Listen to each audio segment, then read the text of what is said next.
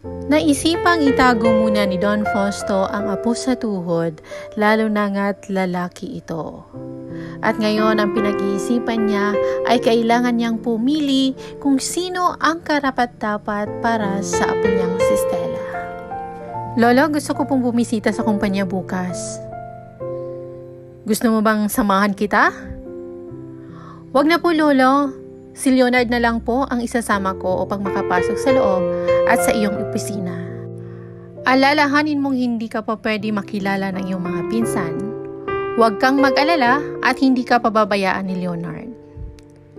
Aakyat na po ako sa aking sulod, Lolo, at tatawagan ko po ang aking anak. Tinanguan lang niya ang kanyang apo. Nakausap na rin niya kanina ang bata sa video call. Kahit 2 taon lang mahigit, ang bata ay tuwid na itong magsalita at marunong nang umintindi. Hindi na rin iyakin at namimilit na makasama sila mag-ina nito. Sa kabilang panig, Diana, nasa kumpanya bukas ang ilang mga investors at stockholders. Kailangan na maging kaibigan mo sila upang madali ang magiging trabaho mo. Paalala ni Van sa kapatid. Don't worry, kuya. Tiyak ni madali ko lang maaakit kung sino mang mapili ni Lolo Fausto para sa apo niya. Matamis na ngiti ang pumaksil sa kanyang labi. Huwag kang pakampante. Hindi friendly ang apo niya. At baka makasalamuha mo na rin siya nang hindi natin nakikilala upang matyagan ang mga kilos natin. Natigilan si Diana. May punto ang kapatid. Hindi nila akalaing buhay ang anak ng pinsan nila at kamakailan lang nila nalaman ito. Nagtampo sila pero parang baliwala lang ito at hindi kaanak ang tingin sa kanila. Kinabukasan, maagang gumising si Stella at gustong mauna sa boss ng kumpanya. Si Leonard ay naghihintay na rin sa kanya sa labas ng bahay. Pagdating nila sa kumpanya ay napatingin sa kanya ang guard at janitor. Bago ang mukha niya sa mga ito at kung wala si Leonard ay hindi siya makakapasok doon. Ang kumpanya nila ang pinakamalaki sa bansang ito.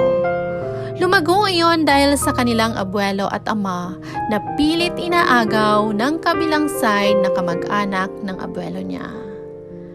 Young lady, this way. Iginiya ni Leonard ang dalaga sa private elevator. Huwag mo akong tatawagin ng ganyan, lalo na kapag may ibang tao. Yumukod lang si Leonard bilang pagsunod sa utos ng dalaga. Nasa 25th floor ang opisina ng abuelo. Ang alam niya ay doon rin ang malaking conference room bukod sa ibang floor na para sa mga namamahala sa bawat department ng kumpanya. Pagbukas ng elevator ay tumambad agad kay Stella ang magarang paligid. Mayroon doong malawak na waiting area o pahingaan ng mga bisita ng abuelo. Dumiretso na siya sa opisina ng abuelo na dating inaakupa ng kanyang ama. Sigurado ka bang walang ibang nakakapasok dito bukod sa iyo? Tanong ni Stella habang iginagala ang tingin sa paligid.